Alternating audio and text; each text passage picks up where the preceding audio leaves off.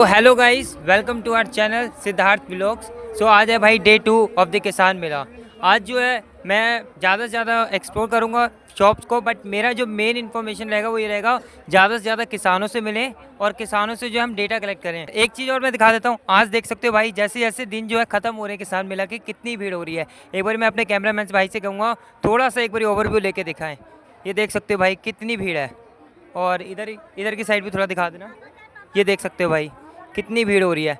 जैसे जैसे दिन ख़त्म हो रहे हैं वैसे वैसे भीड़ बढ़ते ही जा रही है। तो चलो ये सब तो चलते रहेगा। आज हम किसानों से मिलते हैं और उनसे डेटा कलेक्ट करते हैं। आ जाओ। तो मैं सबसे पहला एक बेसिक क्वेश्चन पूछना चाहूँगा कि आप वो कहाँ से सर? वहाँ पर खेती कौन सी ज़्यादा करी जाती है? गन्ने की। बाकी अगर मैं पूछूँ जैसे धान और गेहूँ की फसल होती है, अच्छा, बाकी जो गन्ने की जैसे फसल है उसका पूरा एक टाइम पीरियड क्या एक साल रहता है? एक साल। और अक्टूबर में बोया जाता है, 18 महीने में 12 से 18 महीने। बाकी गेहूँ और धान भी होता है। बाकी अगर मैं ये पूछूँ कि फर्टिलाइज़र्स यूज़ करते हो या ऑर्गेनिक फार्मिंग, जैसे कि फर्टिलाइज़र कौन से फर्टिलाइज़र? पेस्टिसाइड, फर्टिलाइजर जो भी है सारा कुछ यूज़ करते हैं, रासायनिक खेती करते हैं। बाकी तो वही है कि अगर जैसे खेतों में कुछ कीड़ा लग गया तो उसके लिए एक अलग आ गई। हाँ, तो उसको इंसेक्टिसाइड डालना ही पड़ेगा। बाकी अगर मैं बेसिक क्वेश्चन ये पूछते हैं कि जैसे बंदा किसानी करता है तो उसको काफ़ी कठिनाइयों का सामना करना पड़ता है।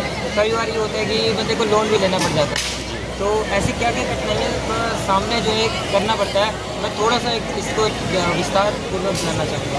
लोन लेने के लिए जैसे मतलब कौन सी कठिनाई आ रही है कि खेती करने में कौन सी कठिनाई आती है? बस इसी पेमेंट सिस्टम ये खाद के लिए कठिनाइयाँ लगती है, कभी खाद नहीं मिलती टाइम पर, तो खाद के लिए भी दिक्कत, लेबर की भी समस्या है, लेबर की समस्या बढ़ती जा रही है और लागत बढ़ती जा रही है, उत्पादन का रेट कम होता है, सबसे मेन समस्या है।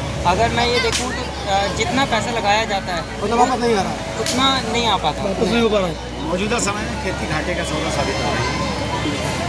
बाकी खेती को कितने साल हो गए आपको करते हुए? लगभग 20 साल 20 साल। आपको? मुझे लगभग 28 साल है।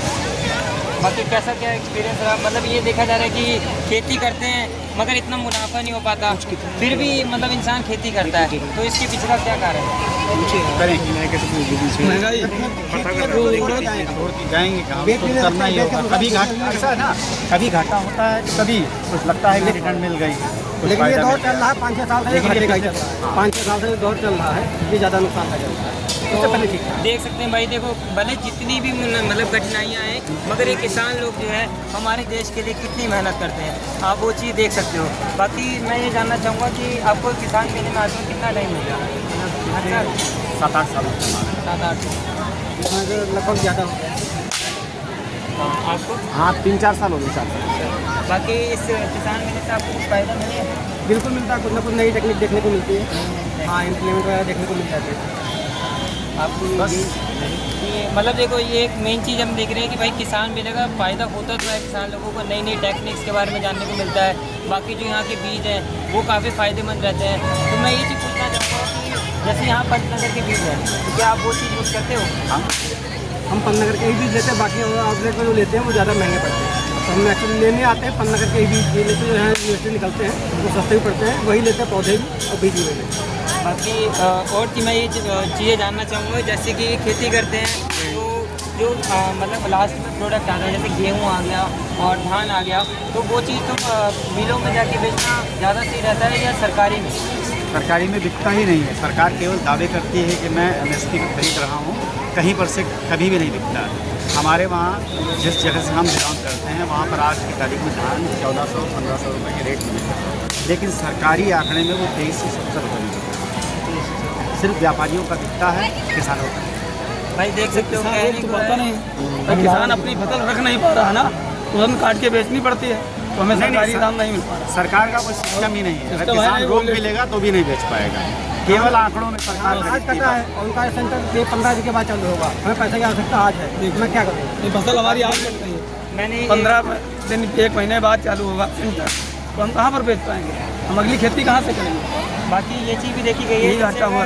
सरकारी में बेचते हैं तो जो पैसे होते हैं वो काफ़ी टाइम लगाते हैं। काफ़ी टाइम भी लगता है, उसमें दिखता बहुत ही नहीं है। दिक्कतें आती हैं, दिखता ही नहीं है भैया, दिखता ही नहीं। कई खर्चे लगाए जाते हैं, बहुत सारी दिक्कतें। वही देखो सरकारी में देना काफ़ी मतलब कठिनाइयाँ हैं। एक पहली बात तो ये है कि भैया सिस्टम तो पूरा है ही नहीं सरकारी का कि जो मतलब पूरा एक सीरीज वाइज चल पाए और इन सब चीज़ों को जो है कवर अप कर पाए। वहीं अगर हम प्राइवेट में देते हैं टाइम से पैसा भी आता है और कोई किसी तरह की दिक्कत भी नहीं आती। बस इसी के साथ साथ ये है और चीज़ें मैं जानना चाहिए तक को भी नहीं छोड़ा, किसानी तक में पॉलिटिक्स भरी पड़ी है। नगद हम लोग नगद में बेचते हैं, उसके बाद 2% सीडी देते हैं, तो ये कहाँ से किसान के लिए? जैसा कि आपको पूरा गवर्नमेंट का यूज करते हैं, गवर्नमेंट सप्लाई जो है छोटे उससे पहले ज़्यादा ठीक रहा था, ज़्यादा डाउनफॉल आ गया है, रेट बहुत महंगे हो गए हैं, उत्पादों के है। भाई देख सकते हो मतलब देखो किसानी पहले के टाइम की कुछ और थी, अब के टाइम की कुछ और हो चुकी है। आज के टाइम पे पॉलिटिक्स बढ़ चुकी है, दाम इतने बढ़ चुके हैं कि किसान लोगों को मुनाफा हो ही नहीं रहा है। उर्वरक हमको महंगे दामों में मिल रही है और फसल हमारी सस्ते दामों में ली जा रही है। सबसे बड़ी समस्या ये है, हमको पूरा दाम नहीं मिल पा रहा फसल का। बाकी मैं आपसे भी जानना चाहूँगा कि आपको अब तक का कितने साल हुए आपकी खेती को? हमको करीब 30-32 साल 32 साल हो गए। तो आपका 32 साल का अब तक का क्या एक्सपीरियंस रहा है? एक्सपीरियंस हम सारे लोगों को करीब करीब वही तो है, 5 साल से हम लोग को खेती में नुकसान ही नुकसान हो रहा है। नुकसान हो रहा है। बस केवल सबसे बड़ी समस्या है फसल हमारी समय से बिक नहीं पा रही है और रेट से नहीं मिल रेट नहीं मिल पा रहे हैं, और उर्वरक हमारी महंगी हो गई और फसल हमारी कम दामों में बिक रही है।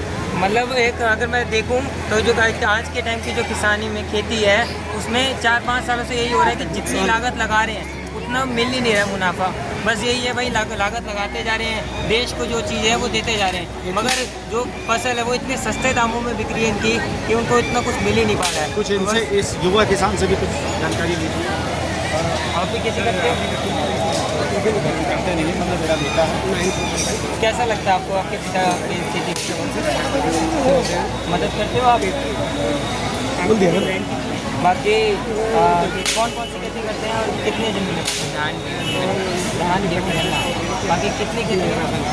ठीक है, तो भाई देख सकते हो भले कुछ भी हो, आगे कितनी भी मतलब कठिनाइयाँ हो, मगर आगे पिता भी अपने बेटे को किसानी बनाता जाता है, कहता है कि तू भी खेती कर। बाकी ये भी चाहता है कि पढ़े लिखे और जो ये पॉलिटिक्स सिस्टम जो खेती में इतना बढ़ चुका है उन सब चीज़ों को काफ़ी हद तक ख़त्म कर सके। तो बस इसी के साथ जो है मैं वीडियो का एंड करने जा रहा हूँ। बाकी ये चीज़ें हैं, ये जो है फर्टिलाइज़र, जैसे आपने कहा रासायनिक खेती करते हैं, तो ये जो फर्टिलाइज़र्स हैं आप इस पर फ़ोन करके जो है मंगवा सकते हैं।